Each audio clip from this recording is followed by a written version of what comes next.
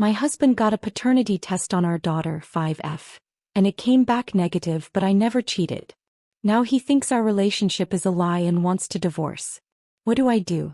Today's story is one of the most popular real-life stories on Reddit. This story includes all the updates, so stay tuned until the end. I don't know how it happened and I haven't been able to stop crying all day. I never cheated. I love my husband, we've been together since college and he's the love of my life. He's handsome and kind, and while I've slept with 2 other people, both were before we got together. There is no other potential father for our daughter. We were married already and actively trying for a baby. I never cheated, I never would cheat, and I don't know why he took that stupid test because I would never, ever cheat, but it came back negative and now he thinks he's not her dad. I don't know how to convince him it was a faulty test and I'm so scared. These past few months it's like he's become someone completely different from the man I married. He's cold and suspicious. He kept demanding to see my phone and wouldn't tell me why, and I showed him at first but eventually told him I wouldn't anymore unless he explained why. He's been distant with our daughter too. He stays in his office for hours on end and I don't know what he's doing. I did not cheat. He accused me this morning, saying he'd done the test after realizing that our daughter's eyes, brown, wouldn't naturally come from ours, both blue, and that he wanted me to get out of the house. I didn't leave and he locked me out of our bedroom and now I'm in my daughter's room. This is terrifying. What should I do? Edit. The specific advice I want is how I can prove I'm innocent and how to make sure this relationship works. I want to keep my family together at all costs. Also, I just had a conversation with my husband. He's out of his room now and we discussed some things. I told him again that I would never cheat and started talking about a list I made of tests I want done, but he told me that he didn't want to hear it right now. We're going to have a longer conversation tomorrow and he said that he still loves our daughter, and he won't try to keep me out of the house or our room for now. I asked him to hug me and he did. I'm scared that I won't be able to convince him. I just want our family to go back to normal. How can I be a good wife and support his needs while proving my innocence? Tilde. My husband confronted me this morning saying our daughter isn't biologically his after a failed paternity test, but I never cheated. Update. Hi everyone. First off, I wanted to thank everyone who reached out. My original post got so much attention it was hard to get to everything, but I ended up making a list of plans and tests I wanted to get done. My husband was, understandably, distrustful of me for a while, but he apologized for the way he acted, which I didn't need, and said that he wouldn't try to kick me out of our home. He did say though that if every test came back and I'd cheated, then he was going to go scorched earth. We did a few tests. Blood paternity tests for him and me and our daughter, and we had an appointment with a chimerism specialist coming up, but that got cancelled because, well, some of you guessed it, but my daughter is not biologically mine either. I don't know how this happened, but a police officer came to our house and took our statements, and we're suing the hospital where I gave birth. I don't know what happened to my baby and that is terrifying. I have my husband back but my whole world was still upended and I just wish he'd never taken that stupid test. I've been sleeping in my daughter's room and I'm so afraid that she's going to be taken away from me, but at the same time I want to know where my biological daughter is and if she's okay. I pray to God she's okay. My daughter still doesn't know the details and we've been trying to keep this quiet. The last thing we need is a big scandal. I don't want people who know us to look at her differently. She deserves better than that. She's such a good kid and she's not some spectacle to be gawked at. If we can find her birth family, I have no idea what we'll do. I guess the best case scenario would be to get a bigger house and all live together, but I don't know if we can afford that or if they'd go for that or even if we'll be able to locate them or if I'm just crazy. This whole situation is crazy. I don't know anyone else who's been in a situation like this. I mean, are there support groups for parents of kids who got mixed up?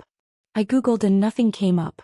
Literally all I'm getting are tabloid articles from trashy magazines that slap the faces of innocent kids on the same pages as celebrity sex scandals and fiction. How do we tell our daughter? I mean, we can't tell her now, she'll tell the kids at school and then it'll be everywhere, but we have to say something. I don't know what I ever did to deserve this. Tilde. My daughter is not biologically mine or my husband's. OP's husband's perspective on everything. Hello everyone. So, apparently a YouTuber my husband watches called Mark Narrations decided that it would be a fun idea to read my post on his channel. My husband recognized the story because, well, of course he recognized the story, how could he not? This doesn't happen every day. Then he went on my account page. Then he found quite a few comments about him that were not exactly nice. And now he has asked me for a chance to post his side of the story on this account so that people stop trashing him. Please be nice. So, I don't know how many of you have been down a self-doubt rabbit hole before, but it's not the most logical place to be. It's even less logical when you have the whole damn internet telling you that your wife is cheating, and that she's planning to take the house and take you for all you're worth and never really loved you, and you always sorta thought she was too good for you anyway, so you end up seeing everything as a sign of infidelity, and then you get not one but 2 failed paternity tests on your daughter. When COVID happened, I got fat. I got depressed. I stopped feeling like a person. My wife stayed beautiful. She stayed herself. I was sure that she'd made a mistake. That she'd regret being with me. I started getting into some online groups, especially on Reddit, that were full of guys who'd been cheated on, lost custody, lost everything, and when someone said that his tip-off was that he and his wife both had blue eyes and their son had brown, I felt fucking stupid. I did not want to jump to conclusions, but when I made a post about my fears, everyone said that she was cheating. People said not to say anything because she'd use it to hide her cheating and get ahead of me on the divorce. I got the test and I didn't really think it'd come back negative. Then it did. I didn't want to believe it, but yeah, I pulled back. I felt betrayed. I wanted to be a good husband, but I couldn't shake this. I tried to find evidence of an affair and failed. I got another test. When that one was also negative, I snapped. If you've ever been cheated on, you know what it feels like. When my wife denied it, I got angrier. I just wanted her to leave. I didn't want to go through what everyone seemed to think was going to happen. I didn't want to lose custody of my kid. I didn't want to lose my house. I was scared and angry and I wanted the truth. I felt like if she couldn't even be honest, there was no getting past this. I took a few hours to calm down. When she came back with a list of tests to take, I tried to keep my cool. I tried to keep my cool for so long. I know I was wrong about the affair, but so was everyone else in my ear. My kid is genuinely not biologically mine. I didn't immediately consider that switched at birth was an option. I've been through a messed up time, and I don't think getting angry one time because I thought my wife cheated and was lying about it makes me a monster. Hi, it's Fully Faithful Wife here again. I just want to say that one. I agree that he's not a monster, an abuser, or anything of the sort. 2. I do not agree that he's fat. I love this man very much and have for ages, and we are not going to let this situation break our marriage. Thank you to everyone for all your help.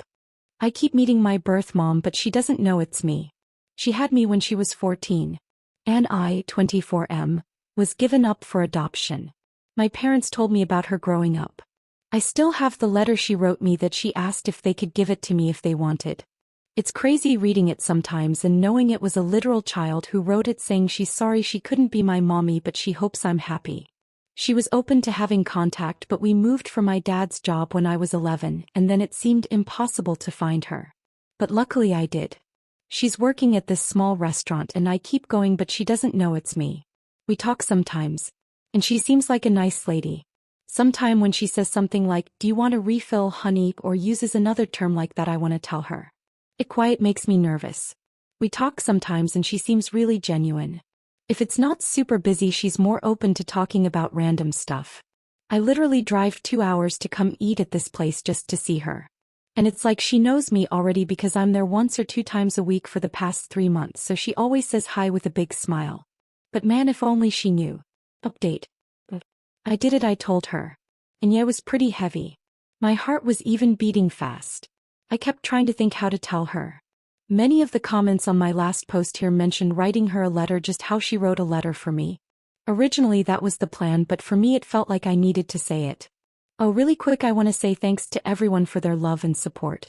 Mostly to all the birth parents out there who shared their stories with me. That's what really helped push me to have the courage to confront her. It meant so much, so thanks. Everything happened day before yesterday, BTW. I did wait for her to be done with her shift, and that was when they were closing the restaurant already. And waited in the parking lot. We said hi when she saw me first, but then I told her there was something serious that she needed to know. First told her sorry for keeping it from her this long. She didn't react until I actually pulled out her letter. And she started bawling from there. Like screaming and crying at the same time, and didn't even have to finish the whole "I'm your son's" speech. He just saw it and knew. It was crazy. Next thing I know, she's hugging me instantly, but then she pulled back and asked if it's okay to hug me. OFC it is, and we're just there hugging and crying in the parking lot. It hit her hard though. Her legs gave out for a second, so I had to actually hold her up while she's still hugging me for a minute. What really got me was her saying to me, "Look how big you got." Also, hearing her cry made me cry too. She went back to open the restaurant up. She wouldn't take no for an answer. We had coffee, ate a slice of their pie inside, and talked. So many stuff we talked about. She told me the second time I came to the restaurant she got a feeling, but for her it was hard to believe it was me. So that feeling she had was pushed way down. Because she told me for years after I was adopted she saw kids that would be my age and used to think they were me. Then she would be crying in public. It fucked with her mind a lot and made her depressed, so she didn't want to do the same when she saw me, getting her hopes up like that. She says I look so much like my biological dad when he was younger though. We talked about him too. They stayed in contact with each other in case I ever reached out to one of them, so it would be easier to contact the other. I didn't have hope about finding my biological dad since he was never mentioned, so I'm glad they both planned for this future scenario. She told me about how they wanted to keep me. Especially my biological dad. He didn't want me to be adopted.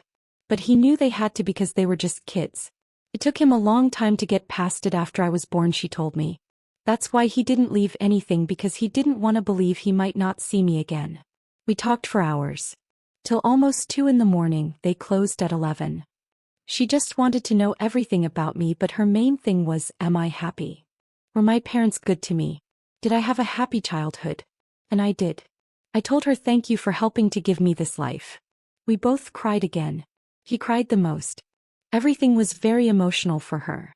Sometimes she would look really happy but then get sad again.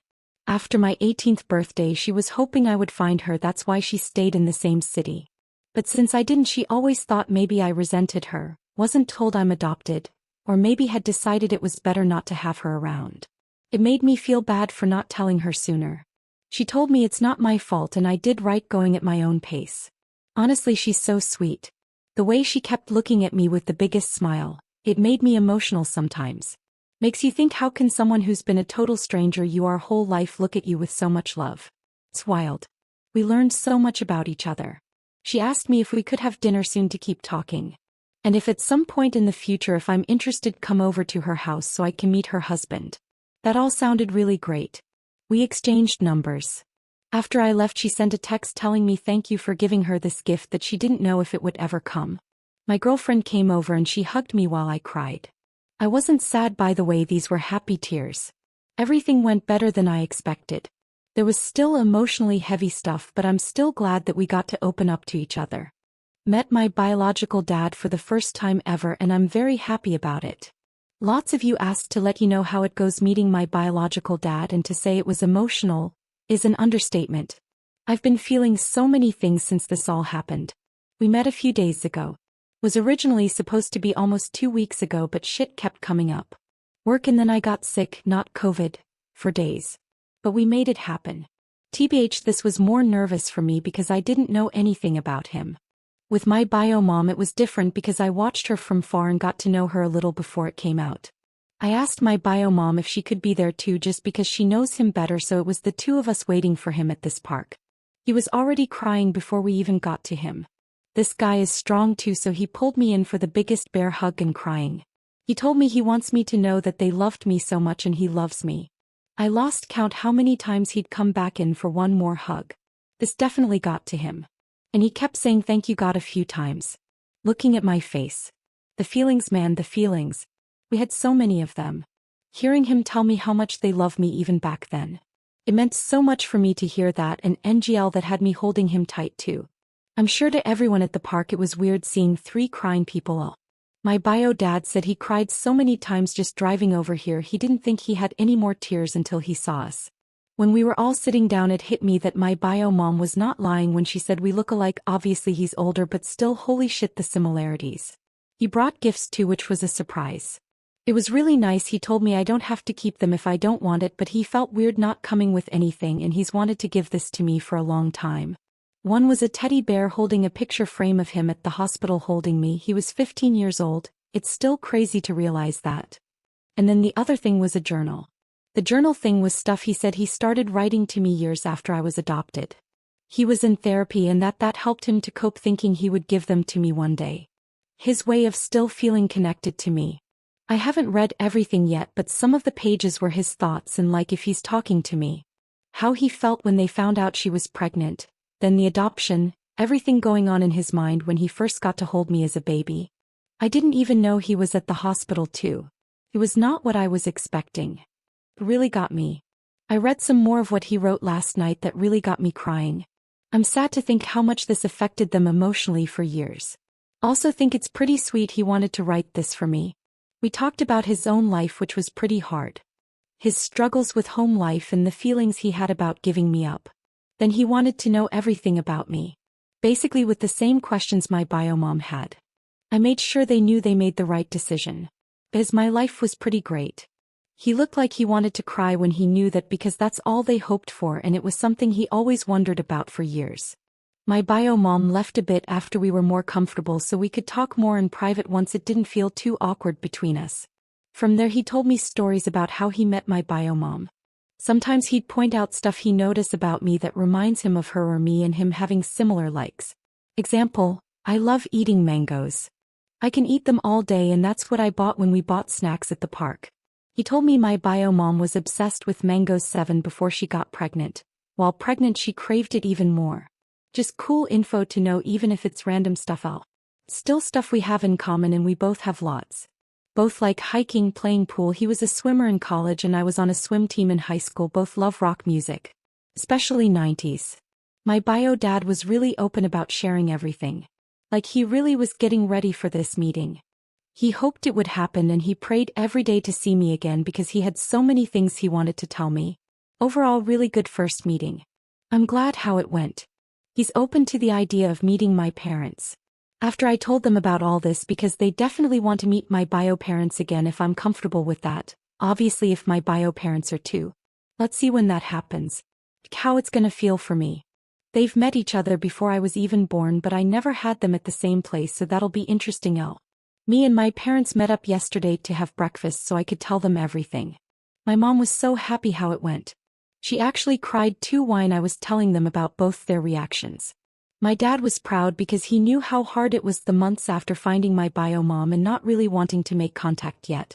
I'm really happy to have their support because it's hard not to feel guilty about wanting to know more my bio parents. They gave me a really good life so for a while it's felt like maybe to them I'm showing them that wasn't good enough for me and I'd rather have my bio parents. But they told me many times they want me to do this for me and they know how much I love them. And I really do. Finding them and meeting them was hard. But it was so worth it to me. And seeing their reactions made it feel even more worth it. Still can't believe it sometimes. I'm just realizing this has turned into a long post, my bad haha. Writing this has been therapeutic tbh. Kind of thinking back to everything that's happened. Feeling really grateful. Again want to say thank you to everyone who has been on this journey with me. Everyone who sent me their own stories, their love, their encouragement. You guys have beautiful hearts and I'm happy I had somewhere to talk about all this and receive so much love back. Just want to say to all the adopted kids out there, I wish you guys luck and that you find what you're looking for. It's not easy at all. I feel fortunate that things didn't go badly or that my bio parents aren't bad people. And to all the birth parents out there who made this sacrifice, thank you. It's because of you there are kids out there like me who got to have a great life with loving parents. OP's 9-year-old sister was sent to boarding school but never came back. OP suspects foul play and thinks parents and grandma are involved. I scope Reddit a lot and I really don't know where to go but I hope I can be helped here. I'm 14M. I'm American but live in Asia. Being Voj because I don't want this traced back to me if the situation is as bad as it seems. I don't know if I should give some sort of background or anything, but up until about 7 months ago I lived with my mom 39, and my dad 41, plus my little sister, 9. I say was because my sister is no longer here, she's in boarding school. I want to preface this by saying we are not bad kids, we're half white half Asian. When my grandpa in dad's side got sick 4 years ago we moved here so my dad can take care of him. Me and my sister worked hard to learn the language. Despite her age she actually caught on better than me and I was so impressed with her. The issue began with grandma. She would really look down on my sister and I love my sister and didn't like it one bit. My mom said it's cultural and I shouldn't make a fuss but it was hard when grandma really started making it obvious. She got me clothes, games, etc. But my sis got no attention. I should mention that 4 years ago we lived with Grandpa and Grandma. In that time of me getting spoiled, my sister got reprimanded for everything she did. I swear it was super unfair, you wouldn't believe. Just under a year ago Grandpa passed and my parents decided we'd stay here since I already speak and read pretty fluently. Grandma spoke to everyone about how rude and unladylike my sister is, and my parents went along with it when I completely think that's wrong. 7 months ago her and Grandma went out and my parents said she'd be at boarding school for the summer, just the summer. After 3 months I got anxious and asked when she'd be back, and I ended up crying at the question. I was talked to by my dad and he said she loved boarding school so much she didn't want to come back yet. Like? Is that how boarding school works? I don't think so. Maybe I've been watching too much TV or reading too much Reddit, but we're in another country and I swear what they were doing was emotional abuse. Still, it gets worse. After 5 months I still hadn't gotten any contact, no message, no letters, nothing, and that's when my dad started making her room into his office space. We actually got into a big fight over it and I ended up with more chores, but he never answered why he was doing it if she'd be back soon. Anyway, it's now been 7 months since that car trip that took my sister away and the final nail in the coffin hit. I was looking through the attic for my mom and found a box with some of her old stuff, including her phone. Why wouldn't she have her phone? I really just want to know if there's anything I can do. No one will tell me which boarding school she's at. I'm told not to worry about it because I'm a child. I know I'm too young to do much, but if there's anything I can do, please help. When I think about it I can't stop remembering the way my mom cried that day. It makes me shiver. I've been imagining the worst and I'd hate if it ended up being something along my mind. Update. Hi Reddit. It's been a crazy few weeks, but I absolutely needed to update as soon as possible. Sorry my post got locked as I appreciate everyone who spoke to me via DMs. Sorry to those I couldn't get to, it was a lot. I should get on with the most important of the update, what I finally ended up doing. So thanks to the super community that is Reddit, I was able to get in touch with a few different sources, the least favorite of which was a phone call towards those that help find trafficked children. I knew my family would be investigated and actually went to meet up with another family in that time. So basically, a Redditor close to my age who I'll keep private, met with me and she had already showed my story to her family. They ended up letting me stay with them for a bit and made the proper calls to make sure it wasn't illegal. I actually even specified that I wasn't running from home, and I'd come back after the investigation. It didn't sit so well with authorities and I was actually forced to go back home, but it only got stranger from there. I went back home to a completely empty house. Even Grandma was gone, so I was allowed to stay with the other family for the time being. They were extremely kind. For a week I didn't get any news and, bless her mother's heart, but I was told I had a home here no matter the results. So, a few days after a week had passed I get a call and it turns out they found my sister. My family had been taken in for questioning and were placed in holding for quite a while. I'm not sure why they didn't tell me this immediately though. I don't actually know the full story, but my sister was living close 700 kilometers away. Yeah, nearly a whole day's drive. It wasn't summer school or boarding school or anything like that. My dad sold her to get married. My mom was off the hook as one, I still needed a parent, and two, she wasn't in on it until it was a decent way in. My dad and Grandma have been arrested though, and I'm back living with my mom and sister now. I'm still in contact with Archie Redditor that let me stay with her and I'll forever be grateful. I have no idea what would have happened if I was around when authorities came knocking. She's my angel. On a more depressing note, my sister doesn't speak much, but she seemed to cheer up after I let her read my post. She said she felt abandoned and alone among other things, but seeing how I and plenty of strangers gave their hearts for her made her very happy, so thank you all. Sorry for being AO-Vaj here, but I'm trying to protect identities. This isn't over by a long shot. There's still things that are going to happen, but I have my sister and that's all thanks to Reddit. Thank you. My parents ghosted me 5 years ago after my wedding and now reached out. What do I do? I'm married to my former boss. Parents did not take the marriage as well as I'd hoped and ignored me for 5 years, only to reach out when they saw a 5th anniversary Facebook post that mentioned our kids. Do I let them back in or do I ignore them? My husband, 30M, used to be my boss. About 9 years ago I started working as his assistant. We spent about 2.5 years ignoring our mutual attraction until we gave in. We then went to HR who reassigned me and the whole thing was strictly above board from the time we began dating. I got pregnant about a year later and my husband and I decided to just get married. While we'd only really been dating for about 1.5 years, we knew each other completely, loved each other, lived together, and there was a baby on the way.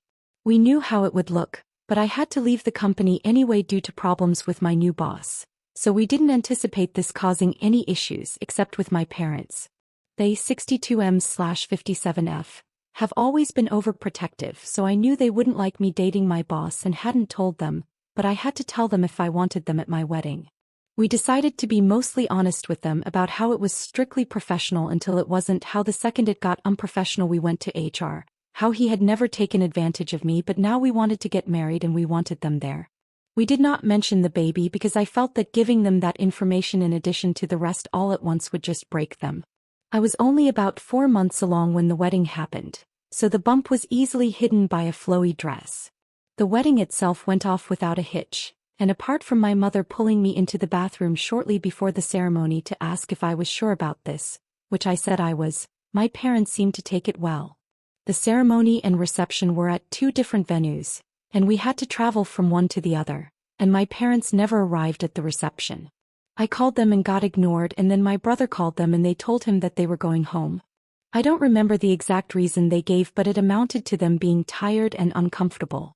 I tried contacting them after the wedding, but found that I was blocked on everything except email, which I used to send them a long letter essentially saying that I'm an adult who made an adult choice and I hope they can respect that.